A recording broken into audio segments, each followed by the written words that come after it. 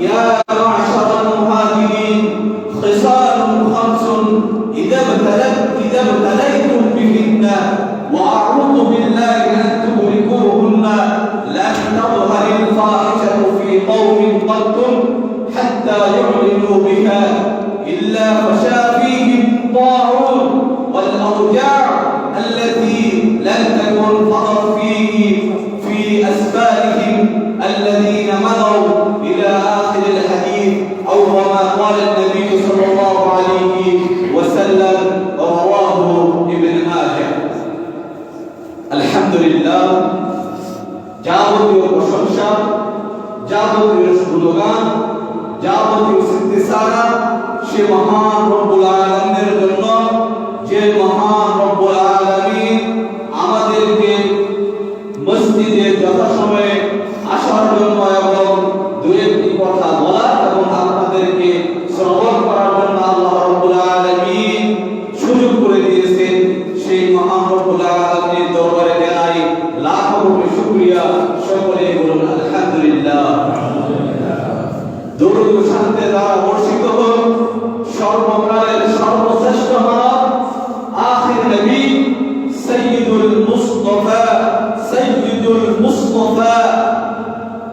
হযরত মুহাম্মদ মুস্তাফা সাল্লাল্লাহু আলাইহি ওয়াসাল্লামের প্রতি যে নবী মুহাম্মদ সাল্লাল্লাহু আলাইহি ওয়াসাল্লাম মানব সকলে কোন সময় কি পরিণত হবে কি সমস্যার সম্মুখীন হবে সেই সমস্যা থেকে পরিত্রাণের জন্য সেই সমস্যা থেকে বেঁচে থাকার জন্য আল্লাহ রাসূল সাল্লাল্লাহু আলাইহি ওয়াসাল্লাম আমাদেরকে যে দিক নির্দেশনা দিয়েছে সেই নবী মুহাম্মদ সাল্লাল্লাহু আলাইহি ওয়াসাল্লামের উপরে আমরা দরুদ পাঠ করি আল্লাহুম্মা সাল্লি আলা মুহাম্মাদ ওয়া আলা আলি মুহাম্মাদ কামা সাল্লাইতা আলা ইব্রাহিম ওয়া আলা আলি ইব্রাহিম ইন্নাকা হামিদুম মাজিদ اللهم بارك على محمد وعلى آل محمد كما باركت على إبراهيم وعلى آل إبراهيم إنك حميد مجيد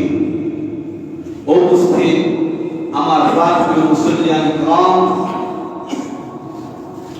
আজকে আপনাদের সম্মুখে যে বিষয়টি নিয়ে আলোচনা করব সেই বিষয়টি অত্যন্ত গুরুত্বের দাবিদার সেই বিষয়টি হলো বর্তমান প্রেক্ষাপটে আমাদের সরকার মহল থেকে বলেন আন্তর্জাতিক মহল থেকে বলেন বা যে কোনো জায়গাতে যে জিনিসটি বেশি আলোচিত বিষয় সেই বিষয়টি কি 2023 সাল হবে বাংলাদেশের জন্য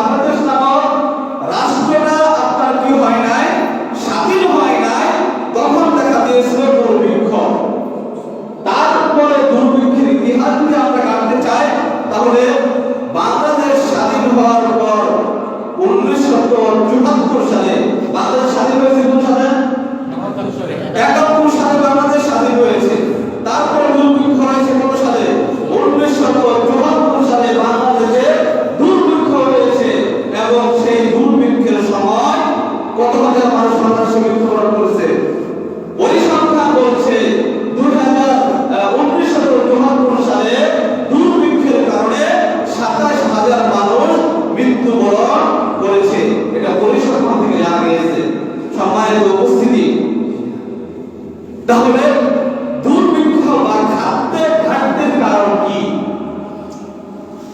খাদ্যের ঘাটতির কারণ হলো সঠিক পরিকল্পনা ব্যবস্থা। একটি রাষ্ট্র যদি সঠিক পরিকল্পনা মাফিক চলতে না পারে তাহলে সেই দেশের খাদ্য ঘাটতি হবে।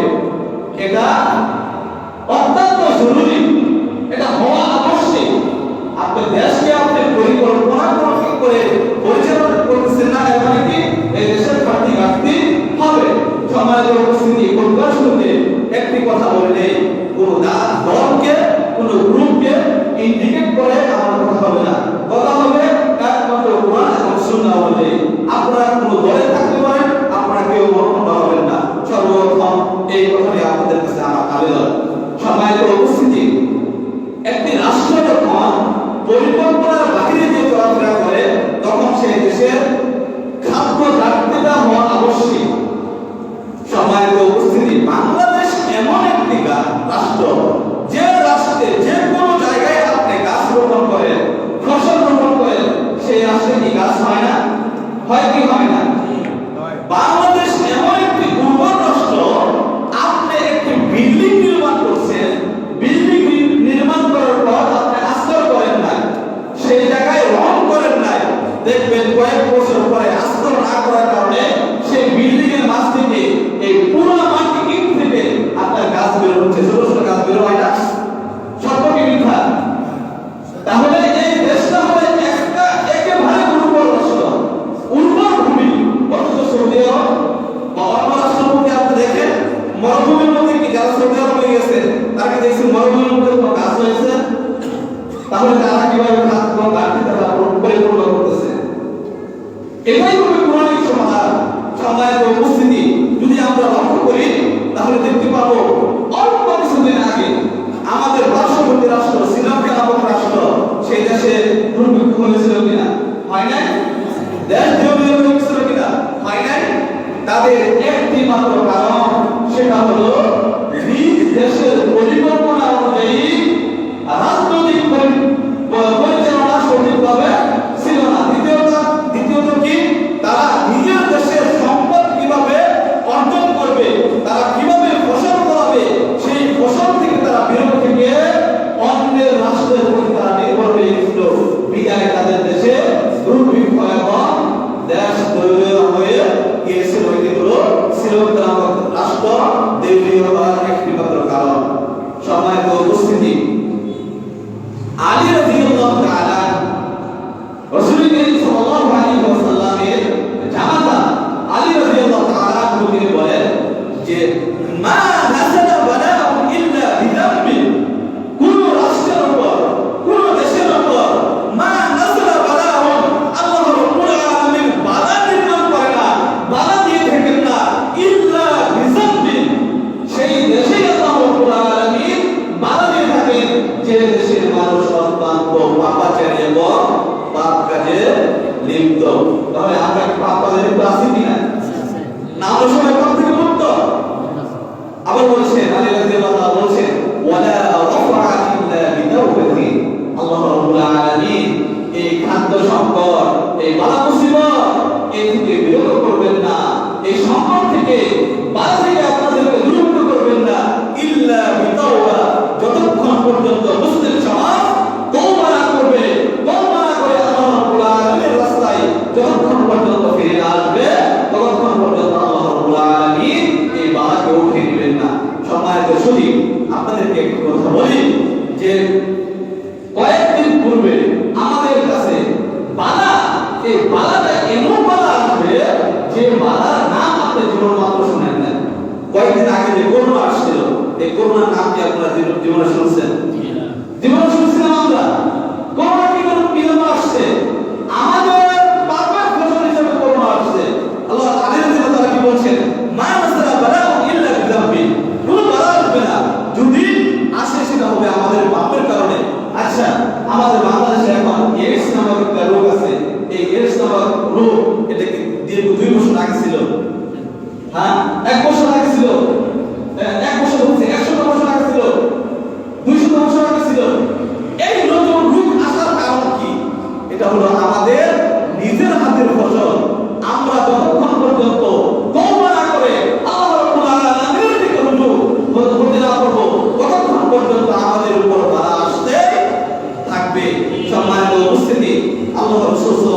ওয়াসাল্লামের এক সাহাবী ইব্রাহিম ইবনে আদম তিনি বলছেন গায়বুস সাআ আল্লাহ রাসূল সাল্লাল্লাহু আলাইহি ওয়াসাল্লামের কাছে যে এক সাহাবী বলল যে আল্লাহ রাসূল বাজারে কি একটা অবস্থা, সকল কিছু পণ্যের দাম ঊর্ধ্বমুখী। আমরা বলে থাকি না সবসময়, আরে কি একটা অবস্থা হয়ে গেছে যে দ্রব্যমূল্যের দাম বৃদ্ধি হয়ে গেছে, আমরা ক্রয় ক্ষমতার বাইরে চলে গেছে, এই অবস্থা থেকে আমরা কিভাবে ফিরে আসবো? আল্লাহ রাসূল সাল্লাল্লাহু আলাইহি ওয়াসাল্লামের কাছে এক ব্যক্তি এমন ভাবে নালিশ করলেন, আল্লাহ রাসূল সাল্লাল্লাহু আলাইহি ওয়াসাল্লাম বললেন দ্রব্যমূল্যের মালিক হলো আল্লাহ রাব্বুল আলামিন। আল্লাহ রাব্বুল আলামিন নির্ধারণ করবে দ্রব্যমূল্য কত দাম হবে না কত কি হবে, আমার নির্ধারণ করার কোনো ক্ষমতা নাই। আপনি বলবেন যে শাইখের কি বলবেন, বাংলাদেশের সরকার তো সব কিছু নির্ধারণ করে। আরে ভাই, আল্লাহ রাব্বুল আলামিনের পক্ষ থেকে যে রহমত আসে তাহলে সরকার নির্ধারণ করতে পারবে। সরকারের মনের মধ্যে আল্লাহ রাব্বুল আলামিন এমন একটি বিষয় ঢুকিয়ে দেবে, সেই সময় সরকার আপনার দ্রব্যমূল্য দাম কমাতে বাধ্য। কেননা ইব্রাহিম ইবনে আদম তিনি বলছেন, তাকে বলা হয়েছিল যে দ্রব্যমূল্যের দাম এটার জন্য আপনি কোনো চিন্তিত হন না। ইব্রাহিম ইবনে আদম বলছেন ও মুদুল্লাহ কামা আমারতানি ওয়া হুয়া রাযাকানি ওয়া হুয়া ওয়া'আদনি। ইব্রাহিম ইবনে আদম বলছেন যে ও মুদুল্লাহ, আল্লাহ রাব্বুল আলামিন আমাকে কি করেছেন, সৃষ্টি করেছেন এবং তার কামা আমারতানি এবং তিনি নির্দেশ দিয়েছেন তার ইবাদত করার জন্য। যেমন ভাবে আল্লাহ রাব্বুল আলামিন সৃষ্টি করে নির্দেশ দিয়ে দিলেন যে আমার ইবাদত করো, অনুরূপ ভাবে আল্লাহ রাব্বুল আলামিন ওয়াদা করেছেন ওয়া হুয়া রাযাকানি ওয়া হুয়া ওয়া'আদানি, তিনি ওয়াদা করেছেন আমি তোমাদেরকে রিজিক দিব, খাওয়াবো, রক্ষণ করাবো, এটা আমার সাথে তোমাদের ওয়াদা। আল্লাহ রাব্বুল আলামিন যদি আপনার সাথে ওয়াদা করতে থাকে, ওয়াদাবদ্ধ হয়ে থাকে, তাহলে বাংলাদেশের সরকার কি করবে? আপনার অন্য দেশের সরকার কি করবে? আল্লাহ রাব্বুল আলামিন যদি আপনাকে খাওয়ান, তাহলে অন্যকে খাওয়া থেকে বিরত রাখতে পারবে? রাখা কি সম্ভব? তাহলে টেনশনের কোনো বিষয় আছে, টেনশন করে মানুষ একেবারে হাকার হয়ে গেছে যে কি যে অবস্থা হবে সামনে 2023 সাল মনে হয় আর বাঁচতে পারবো না, মনে হয় মৃত্যুবরণ আমাকে করতেই হবে। আরে ভাই, আপনার ভাই, দাদা, দাদি, আপনার সবাই যদি মৃত্যুবরণ করে দুর্ভিক্ষের কারণে, তাহলে আপনার বেঁচে থেকে কোনো লাভ আছে? আপনার সকল আত্মীয় মৃত্যুবরণ করছে, আপনার সমস্যা কি? আপনি মৃত্যুবরণ করবেন? আর এত সময় কি আছে? আল্লাহ রাব্বুল আলামিন আপনার সাথে ওয়াদা করেছেন, আল্লাহ রাব্বুল আলামিন রিজিক খাওয়াবেন, কোন জায়গা থেকে খাওয়াবেন সেটা আল্লাহ রাব্বুল আলামিনের ব্যাপার। আল্লাহ রাব্বুল আলামিন পবিত্র কালামে কাকে বলছেন, আশ-শাইতানু ইয়া'মুরুকুমুল ফাকরা ওয়া ইয়া'মুরুকুম বিল ফাহশা। শয়তান মানুষদেরকে কি করে? কূপ ফেলা। আমরা যেরকম মাছ ধরার জন্য পুকুরের মধ্যে বড়শি ফেলাই না, এরকম শয়তান বলে আশ-শাইতানু ইয়া'মুরুকুমুল ফাকরা। শয়তান বলে এই সময় আসছে, দাঁড়াও, তোমাদেরকে ফকির বানিয়ে দেওয়া হবে। শয়তান মানুষদেরকে ভয় দেখায়। ওয়া ইয়া'মুরুকুমুল ফাকরা ওয়া ইয়া'মুরুকুম বিল ফাহশা, ভয় দেখায় তখন এই দুর্ভিক্ষের কারণে আয় উদ্ধার করতে থাকে, মানুষ সমাজের দিকে আসে না, ইবাদত করতে দিকে আসে না, তখন শয়তান সুযোগ পেয়ে যায়, তখন বলে ওয়া ইয়া'মুরুকুম বিল ফাহশা, তখন ফাহিশা কাজের দিকে শয়তান মানুষকে ধাবিত করে। সম্মানিত উপস্থিতি, আল্লাহ রাসূল সাল্লাল্লাহু আলাইহি ওয়াসাল্লামের হাদিস, আল্লাহ রাসূল সাল্লাল্লাহু আলাইহি ওয়াসাল্লাম বলেছেন যে আল্লাহ রাব্বুল আলামিন মানুষকে শুধু মুসলিমদেরকে খানা খাওয়াচ্ছে এমন একটা বিষয়, কাফিরদেরকে আল্লাহ রাব্বুল আলামিন খানা খাওয়ান না।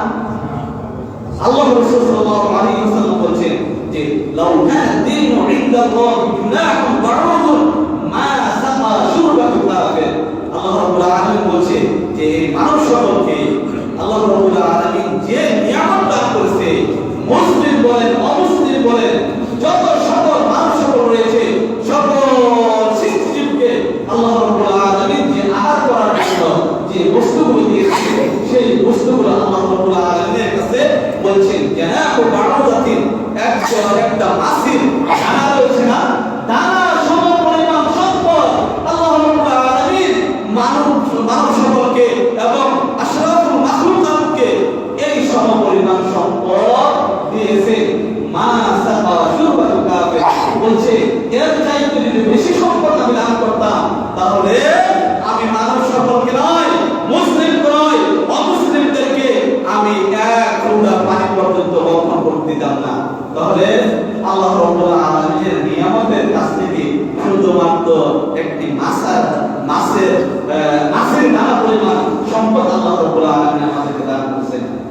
সম্পর্কে আল্লাহ রাব্বুল আলামিনের কাছে রয়ে গেছেন না? আল্লাহ রাব্বুল আলামিন যদি ইচ্ছা করেন তাহলে দিতে পারেন কি পারেন না? অবশ্যই আল্লাহ রাব্বুল আলামিন দিতে পারেন। সম্মানিত উপস্থিতি, আজকে বিভিন্ন রাষ্ট্র, আপনি বলবেন আজকে মুসলিম তো না খেয়ে রয়েছে, সবচেয়ে বড় রাষ্ট্র আমেরিকা, তাদের সবচেয়ে গরিব ব্যক্তি, তাদের গাড়ি রয়েছে, বাড়ি রয়েছে, কারণ মুসলিম ব্যক্তি কেন উপাস থাকার কারণ কি? উপাস থাকার কারণ আমরা ইসলামের পথ থেকে সম্পূর্ণ বিচ্ছিন্ন হয়ে গেছি, সম্পূর্ণ বিচ্ছিন্ন হয়ে গেছি। ইমাম ইবনে মাজাহ থেকে একটি হাদিস, এই হাদিসটি আপনাদের সঙ্গে আলোচনা করব।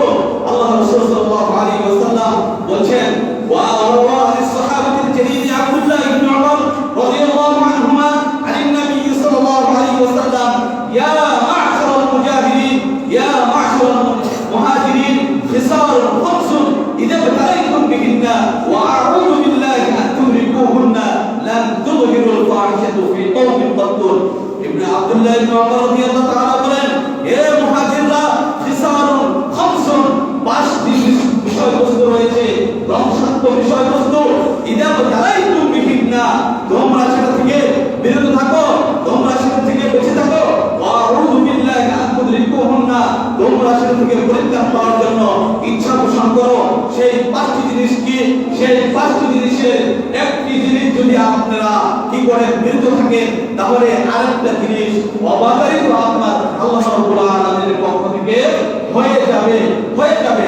সম্মানিত উপস্থিতি, সেই হাদিসের ব্যাখ্যা এবং সরল অনুবাদ আমি করছি। আল্লাহ রাসূল সাল্লাল্লাহু আলাইহি ওয়াসাল্লাম বলেন, লান তাযহুরুল ফাহিশাতু ফি কওমিন কাত্তুন, আখির জামানায় এমন হয়ে যাবে যে ফাহিশা এবং জিনাটা সেটা প্রকাশ্যে হয়ে যাবে।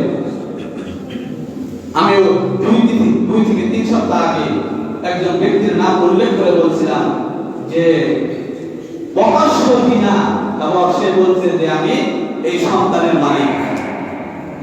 বলছিলাম কিনা? আপনাদের মনে হয় নাম মনে আছে, আমি নাম নাই বললাম। এখন কি বাংলাদেশের সমাজে প্রকাশ্য জিনা বিচার এটা অহরহ হচ্ছে না?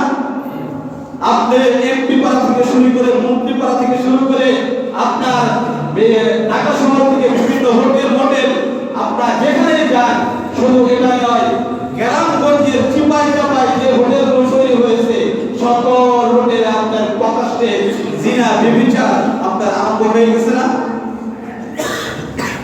নাই, অবশ্যই আছে প্রকাশ্যে জিনা ব্যভিচার। প্রকাশ্যে জিনা ব্যভিচার যখন হবে, তখন আল্লাহ রাসূল সাল্লাল্লাহু আলাইহি ওয়াসাল্লাম বলেন যে তিনটা জিনিস প্রকাশ্যে যখন জিনা ব্যভিচার হবে, তখন আল্লাহ রাব্বুল আলামিন তাদেরকে কি করবেন? ওয়াল আউজা ফাহিশাতুম আত-তাওয়াল, বলেন যে যখন সমাজের মধ্যে প্রকাশ্য জিনা ব্যভিচার দেখা যাবে, তখন একটি রূপ আল্লাহ রাব্বুল আলামিন দিয়ে দেবেন। সেই রূপটার নাম কি? সেই রূপটি হলো প্লেগ রূপ। আল্লাহ রাব্বুল আলামিন সমাজে প্লেগ রূপ নামক রূপ দিয়ে দিবেন। প্লেগ রূপ আছে না? সমাজে আছে না আমাদের প্লেগ রূপে আক্রান্ত? এটা কিসের ফসল? এটা ফসল হলো যাহারাল ফাসাদু ফিল বাররি ওয়াল বাহরি বিমা কাসাবাত আইদিন নাস লিযিকাহুম বা'দাল্লাযী আমিলু লা'আল্লাহুম ইয়ারজিউন। সমাজের মধ্যে আপনার প্রকাশ্যভাবে জেনা ব্যভিচার ইত্যাদি বেড়ে গেছে। সম্মানিত উপস্থিতি, এটা হলো প্রথম কারণ। ওয়াল আউজা আল্লাতী লাম তাকুন ফি মাদাদ ফিহি আল-আফসাদ আল্লাযীনা মাদাউ ওয়া লাম ইয়ানকুসুল মিকয়াল ওয়াল মিজান। এটা হলো একেবারে প্রধান কারণ যে সমাজে যখন আপনার জেনে ব্যভিচার হয়ে যাবে প্রকাশ্য, তখন আল্লাহ রাব্বুল আলামিন বিভিন্ন রোগে মানুষদেরকে আক্রান্ত করবে। দ্বিতীয় নম্বর কি? দ্বিতীয় নম্বর হলো ওয়ালাম ইয়ানকুসুল মিকয়াল ওয়াল মিজানা ইল্লা আখযু বিস-সিনিন ওয়া শিদ্দাতুল মু'নাতি ওয়া জাওরুস সুলতানি আলাইহি। দ্বিতীয় নম্বর হলো মানুষ যখন মাপে কম থাকবে, আজকে সমাজে মনে হয় মাপে কম দেওয়ার লোক মনে হয় না, আছে কি? মিজান বলছেন তো, মাপে কম। 1 কেজি চিনি বাজার থেকে ক্রয় করে নিয়ে আসবেন, অন্য পাড়ায় এসে মাপবেন, দেখবেন এটা 700 টাকা দেওয়া হয়েছে। আরে ভাই কয়েকদিন আগের প্রতিবেদন টিভিতে প্রতিবেদন হয়েছে যে 100 গ্রামের সাবান, এই সাবানে মিজানে কম দিয়ে কোম্পানি কত গ্রাম দিয়েছে? 90 গ্রাম। আপনি লাখ সাবান বাজার থেকে দেখুন একটি নিয়ে পালার মধ্যে মাপবেন, ডিজিটাল পালা পাথরগুলো আছে না, এগুলোর মধ্যে মাপবেন, আপনি দেখবেন কত গ্রাম আছে। 100 গ্রাম তো হবেই না, প্লাস 90 গ্রাম হবে, আবার কাবার সহ 90 গ্রাম। আপনি কাবারের দাম কোথা থেকে নিলেন? মিজানে কম দিয়েছে মানুষ অহরহ হচ্ছে। আপনি মিষ্টির দোকানে যাবেন, মিষ্টি ক্রয় করতে 1 কেজি মিষ্টি ক্রয় করবেন, দেখবেন ওই যে সাথে যে কাপ রয়েছে মিষ্টির কাপ, এটা আপনি কিনেছেন 5 টাকা বা 10 টাকা দিয়ে, তখন আপনার ওজনে চলে আসবে এটার দাম 25 থেকে 30 টাকা। আপনি কাপটি ক্রয় করেছেন 30 টাকা দিয়ে, আমি তো বাজারে গিয়েছি ওই মিষ্টির কার্টন ক্রয় করতে না মিষ্টি ক্রয় করতে,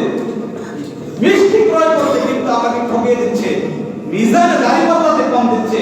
সম্মানিত উপস্থিতি, আপনি বুঝতে পারেন যাবেন, দেখবেন হাড্ডি বেশি দিয়ে আপনাকে বুঝতে পেরে দেবে 1 কেজি অথচ পালাপাতর মাপবেন, দেখবেন 900 গ্রাম হয়েছে।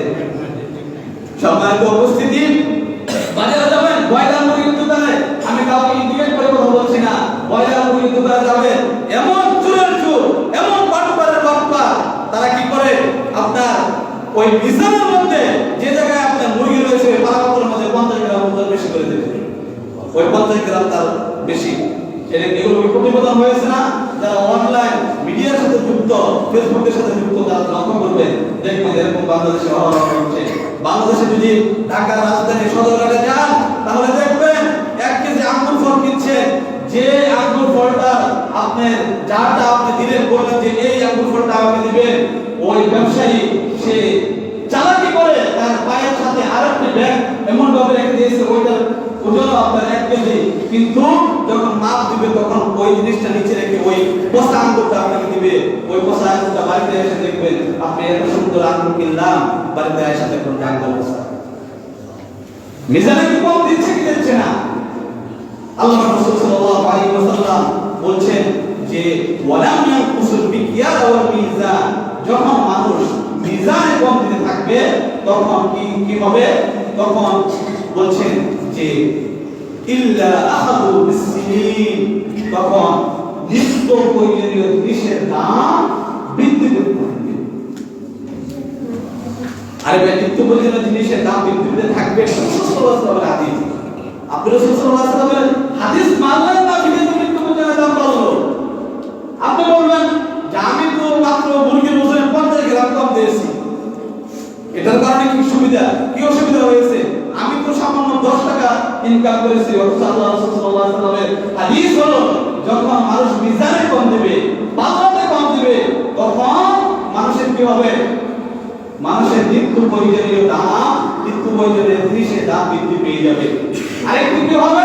দেখেন, সরকারের পক্ষ থেকে গম দিয়েছে একজন গরিব মানুষকে দেওয়ার জন্য 10 কেজি, বাড়িতে এসে মাপ করে দেখবেন 8 কেজি 2 কেজি কোথায় গেল? আরে এই কথা বাস্তব কথা বলছি।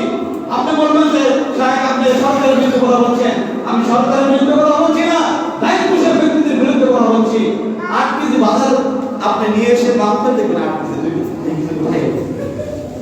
রাস্তার জন্য লক্ষ লক্ষ কোটি টাকা বরাদ্দ হয়েছে, রাস্তা হবে 10 ফিট, আপনার আমলাতন্ত্র রাস্তা থেকে 6 ফিট, আর 4 ফিট রাস্তার টাকা কোথায় গেল? এটা কি আপনি বিচার কম দিচ্ছেন না?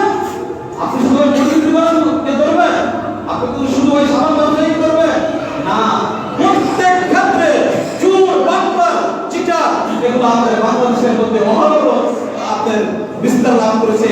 আমরা নিজেদেরকে নিজেরা যদি প্রশ্ন করি তাহলে দেখতে পারবো প্রত্যেকের মধ্যেই এই বিভ্রান্তি সৃষ্টি হয়ে আছে। শুধু আজকে আপনি বাইরের সাইড লক্ষ্য করছেন, আপনি যদি বলি যে অধিকাংশ বলবো না, অনেক মুসলিমের অনেক মসজিদ রয়েছে, সেই মসজিদের মধ্যে যারা কমিটি রয়েছে, সমাজের মানুষরা সেই মসজিদে টাকা দেয়, মসজিদের টাকা মেরে খায়। কমিটি আছে না এরকম? আমি কোন কমিটি নিয়ে কিন্তু কথা বললাম না, কথা বাস্তব, কথা আমাকে বলতেই হবে, নয় সমাজ পরিবর্তন হবে না।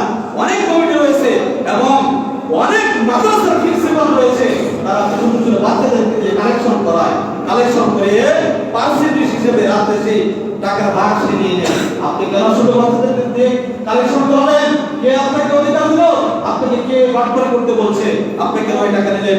টাকা অফিসে ঠিক আছে, কিন্তু সম্পূর্ণ টাকা কেন আপনি মাদ্রাসায় ব্যয় করবেন না? এই অধিকার আপনাকে কে দিল? সম্মানিত সুধী, এটা হলো রাষ্ট্রের অবস্থাপনা। এই কাজগুলো যতক্ষণ পর্যন্ত চলতে থাকবে, বলছে যে এই কাজ করার কারণে আল্লাহ রাব্বুল আলামিন সমাজের মধ্যে বিশৃঙ্খলা সৃষ্টি করে দিবেন। আল্লাহ রাব্বুল আলামিন নিত্য প্রয়োজনীয় জিনিসের দাম বৃদ্ধি করে দিবেন। সম্মানিত উপস্থিতি, যখন মানুষের ওজনে কম দেবে, একদম নিত্য প্রয়োজনীয় জিনিসের দাম বৃদ্ধি পাবে। দ্বিতীয়টা হলো সরকারের পক্ষ থেকে মানুষের উপর জুলুম হবে। জুলুম হচ্ছে কি হচ্ছে না? আপনি মিজানে কম দিচ্ছেন কি দিচ্ছেন না? জুলুম হয় না সরকারের পক্ষ থেকে? আরে ভাই, সরকারের পক্ষ থেকে জুলুম হবেই। আপনি জমি ক্রয় করলেন, জমির কর আপনি দিতে যাচ্ছেন না, আপনার সরকারের যে ট্যাক্স আছে সেই সরকারের ট্যাক্স আপনি দেন না। আজকে এখানে বলতে পারবেন কয়জন মোটরসাইকেলের মালিক তারা মোটরসাইকেল ক্রয় করেছেন এবং সরকারকে আপনি ট্যাক্স দিয়েছেন?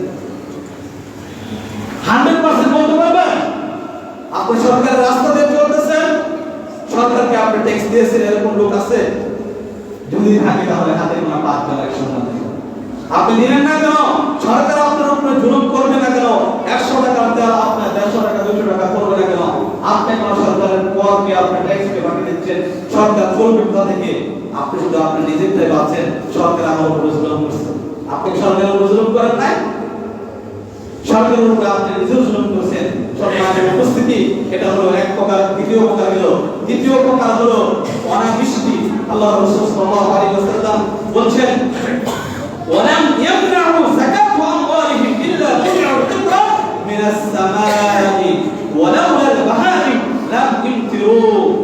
আল্লাহ রাসূল সাল্লাল্লাহু আলাইহি ওয়াসাল্লাম বলছেন যে মানুষ যখন যাকাত দিতে অস্বীকার করবে, তখন আল্লাহ রাব্বুল আলামিনের পক্ষ থেকে গজব নাযিল হবে। আল্লাহ রাব্বুল আলামিন জমিনের উপরে গজব নাযিল করবে। এখন মানুষ যাকাত দিতে অস্বীকার করে কি করে না? না সবাই যাকাত দেয়? কথা বলে সবাই কি আমরা যাকাত দেই? 100 এর মধ্যে কয়জন যাকাত দেই? যারাও যাকাত দেই তারা আবার ট্রেডিশনাল মার্কেট যাকাত 100 টি কাপড় কিনে নিয়ে এসে বাড়ির সামনে নিয়ে এসে ওই 1 পিস করে আপনার কাপড় শাড়ি কাপড় দিয়ে দিচ্ছে। এটি আপনার যাকাতের নিয়ম এবং নীতি। আপনার সম্পদ রয়েছে, সেই সম্পদ গরিবের বাড়িতে পৌঁছে দেওয়া দায়িত্ব হলো আপনার। আপনি কিসের শাড়ি দেন? আপনি কিসের লুঙ্গি দিয়ে আপনার যাকাতের মাল আপনি দিচ্ছেন? যাকাতের মাল কি আপনার? যাকাতের মাল হলো আল্লাহ রাব্বুল আলামিন। আল্লাহ রাব্বুল আলামিন পবিত্র কালামে পাকে ইরশাদ করেছেন, ইয়াউমা ইউহমা আলাইহা ফি নারি জাহান্নাম ফাতুক্বা ফিহা জিবাহুম ওয়া জুনুবুহুম ওয়া যুহুরুহুম হাযা মা কানাসতুম লিআনফুসিকুম ফাযুকু মা কুনতুম তাকসিবুন। আল্লাহ রাব্বুল আলামিন এই যাকাতের মালকে, যে মালগুলো আপনার রয়েছে, এই মালকে আপনার যখন আপনি না দিলেন, তখন কিয়ামতের দিন এই যাকাতের মাল আপনার 20 দর সাপ হবে। 20 দর সাপ কেমন সাপ হবে? সাপের মাথা হবে, মাথার মধ্যে কালো চিহ্ন থাকবে। যে চিহ্নগুলো থাকলে বোঝা যায় যে এই সাপগুলো বেশি 20 দর সাপ, সেই সাপগুলো আপনার গলার মধ্যে পেঁচিয়ে দেওয়া হবে এবং চার সাইড দিয়ে আপনাকে কামড়ে থাকবে। এবং বলা হবে ইয়াউমা ইউহমা আলাইহা ফি নারি জাহান্নাম ফাতুক্বা বিহা জিবাহুম ওয়া জুনুবুহুম ওয়া যুহুরুহুম হাযা মা কানাসতুম লিআনফুসিকুম। বলা হবে এটি তোমার সম্পদ, হাযা মা কানাসতুম লিআনফুসিকুম। আর বলা হয়েছে আল্লাহ রাসূল সাল্লাল্লাহু আলাইহি ওয়াসাল্লামের হাদিসে, যখন মানুষ যাকাত দেওয়া বন্ধ করে দিবে, তখন আল্লাহ রাব্বুল আলামিন আসমান থেকে পানি দেওয়া বন্ধ করে দিবে। কিছুদিন আগে জমির ফসল রোপণ করার জন্য আপনারা পানি করছেন না? করছেন কিনা? পানি নাই, ফসল রোপণ করতে পারতেছি না। এটা কাদের হাতের কামাই? এটা হলো আমাদের নিজেদের হাতের কামাই। আল্লাহ রাসূল সাল্লাল্লাহু আলাইহি ওয়াসাল্লামের হাদিসে আল্লাহ রাসূল সাল্লাল্লাহু আলাইহি ওয়াসাল্লাম বলে বলছেন যে ওয়ালাউলা আল-বাহাইমু লা ইনতিরু, যদি আমার জমিনে পশু পাখি না থাকতো তাহলে আমি একেবারে বৃষ্টি দেওয়া একেবারে বন্ধ করে দিতাম। যাকাত যখন মানুষ না দিবে, তখন আল্লাহ তাআলার পক্ষ থেকে সকল আল্লাহ রাব্বুল আলামিন উপর থেকে আসমান থেকে যে বৃষ্টি দিয়েছে, সেই বৃষ্টিকে আল্লাহ রাব্বুল আলামিন বন্ধ করে দিবে। সম্মানিত সুধী, আজকে 100 ফিট 200 ফিট আপনার ক্ষমা করার পরে নিজ থেকে কত সুমিষ্ট পানীয় আমরা পাই। এই পানিকে আমাদের নিজের হাতে কামাই করা, এটা কার পক্ষ থেকে? আল্লাহ রাব্বুল আলামিনের পক্ষ থেকে। আল্লাহ রাব্বুল আলামিন সূরাতুল মুলকের শেষ আয়াতে বলেন, কুল আরাআইতুম ইন আসবাহা মাআকুম ওয়া ওয়াকা মান ইয়াতীকুম বিমাইন মাইন। তোমরা কি লক্ষ্য করো না তোমাদের অবস্থা কি হবে যদি আমি এই পানিকে একেবারে ভূগর্ভে নিয়ে যাই? তাহলে তোমাদের যদি আমি পানি পান না করাই তাহলে তোমাদের কি অবস্থা হবে? তখন কি তোমরা পানি উত্তোলন করতে পারবে? পানি পাবে তোমরা খাওয়ার জন্য? আল্লাহ রাব্বুল আলামিন কালামে পাকে সতর্ক করেছেন। কালাম আমরা বলিও না এবং বুঝি না, যারা বুঝি তারা আবার আমল করি না। এটা হলো আমাদের সমাজের অবস্থা। সম্মানিত উপস্থিতি, আল্লাহ রাসূল সাল্লাল্লাহু আলাইহি ওয়াসাল্লাম বলেন, যখন যাকাত বন্ধ হয়ে যাবে তখন সমাজের মধ্যে এই অবস্থা চলতে থাকবে। তাই আমাদের উচিত, আমাদের কাম্য হবে আমাদের এই সমাজের রূপ অবস্থা থেকে ফিরে আসার জন্য, অর্থনৈতিক মন্দার জন্য আমাদের যাকাত ব্যবস্থা পুনরায় চালু করা।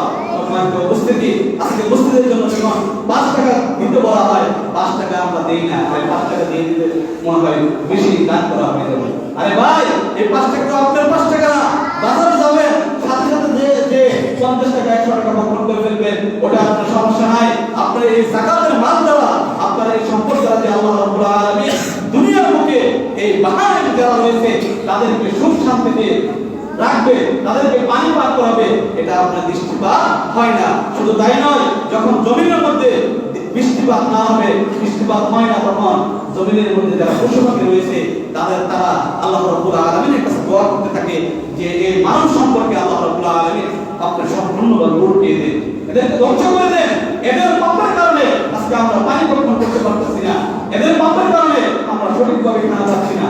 সম্মানিত সুধী, আল্লাহ রাসূল সাল্লাল্লাহু আলাইহি ওয়াসাল্লাম 5টা ওয়াদা করলেন, 5টি কথা বললেন। চতুর্থ নাম্বার হলো আল্লাহ রাব্বুল আলামিনের কাছ থেকে ওয়াদা হলো, ওয়ালাম ইয়ানকুসু আহদাল্লাহি ওয়া আহদা রাসূলিহি ইল্লা সাল্লাল্লাহু আলাইহি আদওয়াম মিন গায়রিহি। আল্লাহ রাব্বুল আলামিনের কাছে আমরা ওয়াদা করছিলাম। কি ওয়াদা করছিলাম? যখন আল্লাহ রাব্বুল আলামিন আমাদের রূপকে সৃষ্টি করেছেন, তখন আমরা ওয়াদা করছিলাম যে আল্লাহ রাব্বুল আলামিন আমাদের রব হিসেবে যথেষ্ট। আল্লাহ রাব্বুল আলামিন পবিত্র কালামে পাকে বলেন, আলাস্তু বিরাব্বিকুম ক্বালু বালা শাহিদনা আন তাকুলু ইয়াওমাল কিয়ামাতি ইন্না কুননা আন হাযা গাফিলিন। আমরা কি এই সাক্ষ্য দিয়েছিলাম না? আমাদের দুনিয়াতে আসার পূর্বে আমরা বলেছিলাম যে আলাস্তু বিরাব্বিকুম ক্বালু বালা শাহিদনা। আল্লাহ রাব্বুল আলামিন আমাদের ইবাদতের জন্য প্রভু হিসেবে উনি যথেষ্ট। কিন্তু আমরা দুনিয়াতে এসে কত ধরনের প্রভু, আল্লাহু আকবার, কত ধরনের শিরকের সাথে জড়িত। আমরা সেই নবী সাল্লাল্লাহু আলাইহি ওয়াসাল্লামের জামানার মতো আজআল আলিহাতা ইলাহা ওয়াহিদা ইন্না হাযা লা শাইউন উজাব, সেই জামানার লোকেরা যখন বলছে যে আমাদের এত ইলাহ, এই ইলাহকে বাদ দিয়ে যদি শুধু এক ইলাহকে মানে তাহলে আমাদের পূর্বের ইলাহের কি হবে? ইন্না হাযা লা শাইউন উজাব। আশ্চর্যের বিষয়, তারা আশ্চর্যজনক হয়েছে, বর্তমান অবস্থা হয়েছে সেই পূর্বের যুগের মতো। আমরা কত ধরনের শিরকের সাথে জড়িত। কোন এক ইসলামের অনুষ্ঠানে যান, আপনি ইসলামের কথা বলবেন শায়েখ এটা ইসলামে আছে, কিন্তু সমাজে যেটা চালু আছে সেই কথা। বিবাহের অনুষ্ঠানে যান, বিবাহ বাড়িতে যাবেন, ইসলামের বিবাহের সাথে। আরে ভাই, মেয়েদের আপনার নিতে হয় বিয়ের মধ্যে হলো ইজাব, মেয়েদের কাছ থেকে কবুল নয়। আপনি মেয়ের কাছে যা বলবেন এত টাকা দেন, দাদু করে এত পেরা আপনি এর সাথে বিবাহ, আবার মেয়ে বলবেন কবুল। আরে ভাই, যারা বাকিরা মহিলা রয়েছে তাদের কবুল করার জন্য তাদের কবুল বলতে হয় না, তাদের কাছ থেকে নেবেন আপনি ইজাব, অর্থাৎ মনসম্মতি। তার মনসম্মতির ক্ষেত্রে কাজ করবে হলো তার পিতা, তারা থাকবে সাক্ষী। মেয়েদের কাছ থেকে আপনাকে কবুল নিয়ে আসতে হয় না, আপনি বলবেন যে নতুন বিষয় আপনি কোথা থেকে নিয়ে আসলেন। আরে ভাই, এটাই সুন্নাহ। মেয়েরা থেকে কি আপনার মনসম্মতি ইজাব এবং ছেলের ক্ষেত্রে হবে কবুল। আপনি মানবেন না, আপনি ইসলামের কয় বলবেন যে ইসলাম যেটা আছে সেটা বাদ দেন, তাহলে কি সমাজে বিশৃঙ্খলা হবে না, দুর্ভিক্ষ হবে না? সম্মানিত উপস্থিতি, আল্লাহ রাসূল সাল্লাল্লাহু আলাইহি ওয়াসাল্লাম পঞ্চম নাম্বার বলছেন যে যখন দেশের কি হবে, দেশটা পরিচালিত হবে কোরআন এবং সুন্নাহর বাণী। কোরআন এবং সুন্নাহর বাইরে যখন দেশ পরিচালিত হবে তখন সেই দেশে দুর্ভিক্ষ আসবে, এটা আল্লাহ রাব্বুল আলামিনের পক্ষ থেকে সমাধান। আপনি এখন লক্ষ্য করেন দেশটি কোরআন অনুযায়ী আইন অনুযায়ী চলে, কোরআনের বাইরে চলে না, কুফরি আইন অনুযায়ী চলে না। আপনি শুধু বলবেন দুর্ভিক্ষ আর সরকারের কি সমস্যা? আপনি সমাজের কারণে দুর্ভিক্ষ আসছে, সরকার থেকে আপনি নির্বাচিত করছেন না, যেভাবেই হোক আপনি নির্বাচিত করেছেন, যেভাবেই হোক তারা ক্ষমতায় আসছে, তারা কোরআন সুন্নাহ অনুযায়ী দেশ পরিচালনা করতেছে না, এটা কি দায়ভার আমাদের উপর আসবে না?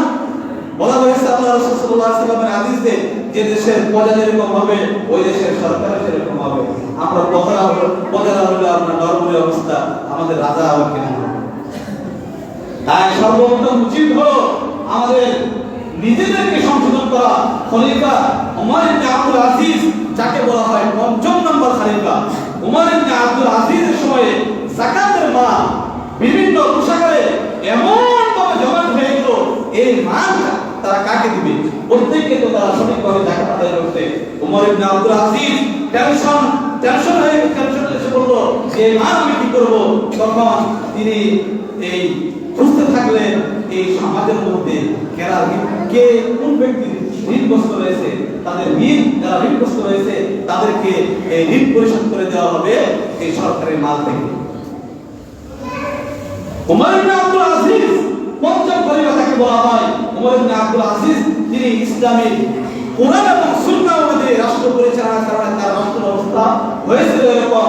সর্বশেষ এরকম স্তর বাই স্তর সর্বশেষ বলা হয়েছিল যে আমার সমাজে এমন কোন যুবক রয়েছে তার আর্থিক সমস্যার কারণে সে বিবাহ বন্ধনে আবদ্ধ হতে পারছে না, সেই যুবককে আমার কাছে নিয়ে আসো, সেই যুবককে আমি নিজের টাকা দিয়ে, আমার সরকারের নিজের টাকা দিয়ে আমি তাদেরকে বিবাহ বন্ধনে আবদ্ধ করে দেব। এটা সম্ভব হয়েছে কি কারণে? প্রত্যেক ব্যক্তি তার ইসলামের সঠিক নিয়ম পালন করেছে, পালন করার মাধ্যমে তাদের এই সঠিক বিষয় সমাধান করা সম্ভব হয়েছে, অন্যথায় সম্ভব কখনো হয়নি।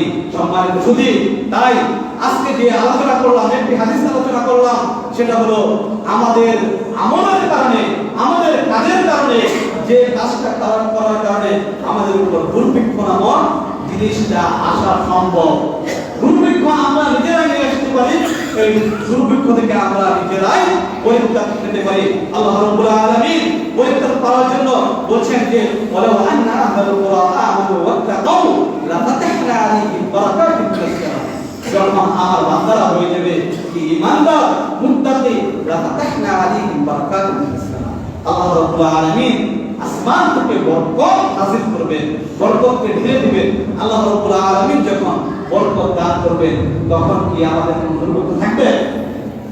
তাহলে আমাদের সর্বপ্রথম উচিত হলো আল্লাহ রাব্বুল আলামিনের সঠিক পথে আসা। যে অপরাধী করছি না কেন সেই অপরাধ থেকে তওবা করে, ইস্তিগফার করে, তওবা এবং ইস্তিগফারের মাধ্যমে আমাদেরকে পুনরায় ইসলামের দিকে চলে আসতে হবে। যদি আমরা ইসলামের দিকে চলে আসতে পারি তাহলে আমাদের এই দুর্ভিক্ষ থেকে আমরা বাঁচতে পারবো। এই দুর্ভিক্ষ চিন্তা ভাবনা আমাদের করার দরকার নাই। সর্বশেষ একটা কথা বলতে চাই, আল্লাহ রাসূল সাল্লাল্লাহু আলাইহি ওয়াসাল্লাম যেমনই বলছেন যে মানুষ সকলকে আল্লাহ রাব্বুল আলামিন যেমনই ভাবে ওয়াদা দিয়েছেন যে তোমরা আমার ইবাদত করবে, আমি তোমাদেরকে রিজিক দিব।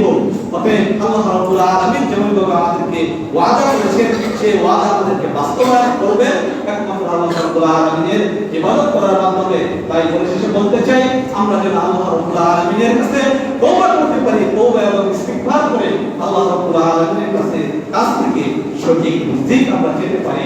যে আল্লাহ রাব্বুল আলামিন আমাদেরকে সঠিক রিজিক বহন করার জন্য আল্লাহ রাব্বুল আলামিন আমাদেরকে তৌফিক দান করুন। আমিন। সাল্লাল্লাহু আলাইহি মুহাম্মাদিন ওয়া আলা আলিহি ওয়া সাহবিহি আজমাইন।